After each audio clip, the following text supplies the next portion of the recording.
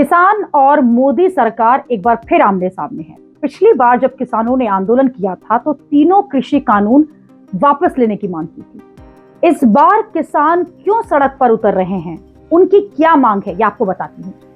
किसानों की पहली मांग तो ये है कि स्वामीनाथन कमीशन की सिफारिशों के मुताबिक सरकार सभी फसलों पर एमएसपी की लिखित गारंटी दे।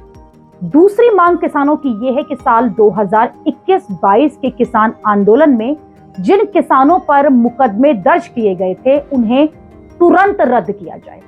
पिछले आंदोलन में जिन किसानों की मौत हुई थी उन किसानों के परिवारों को मुआवजा दिया जाए और किसी एक सदस्य को नौकरी दी जाए।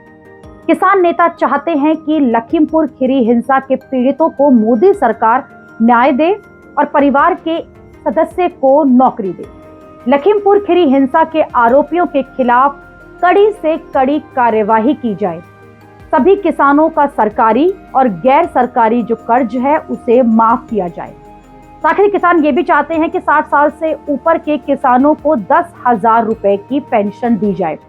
किसान कीटनाशक, बीज और उर्वरक अधिनियम में संशोधन करके कपास सहित सभी फसलों के बीजों की गुणवत्ता में सुधार करने की मांग कर रहे हैं।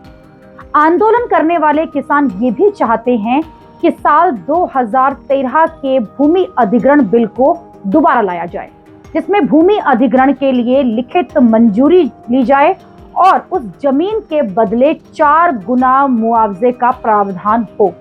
किसानों की मांग है कि सरकार वर्ल्ड ट्रेड ऑर्गेनाइजेशन से किए गए एग्रीमेंट को खत्म करे और सभी तरह के फ्री ट्रेड एग्रीमेंट पर बैन भी लगा दे। मोदी सरकार से किसानों की ये भी मांग है कि इलेक्ट्रिसिटी अमेंडमेंट बिल 2020 को खत्म किया जाए। ऐसी कंपनियों पर सख्त एक्शन हो, ऐसी कंपनियों पर सख्त कार्यवाही हो जो नकली बीज बनाती हो और नकली कीटनाशक बेच रहे हों। आदिवासियों के लिए आरक्षित जमीन पर उनके अधिकारों की रक्षा की जाए। इस बार किसानों का जो ये आंदोलन है ये संयुक्त किसान मोर्चा बैनर के तले नहीं हो रहा है। इस आंदोलन में पंजाब, हरियाणा के अलावा कई राज्यों के संगठन शामिल हैं। साल 2020 में जहां 32 किसान संगठनों ने आंदोलन किया था तो इस बार दावा किया जा रहा है कि 50 किसान संगठन आंदोलन के लिए उतरे हैं।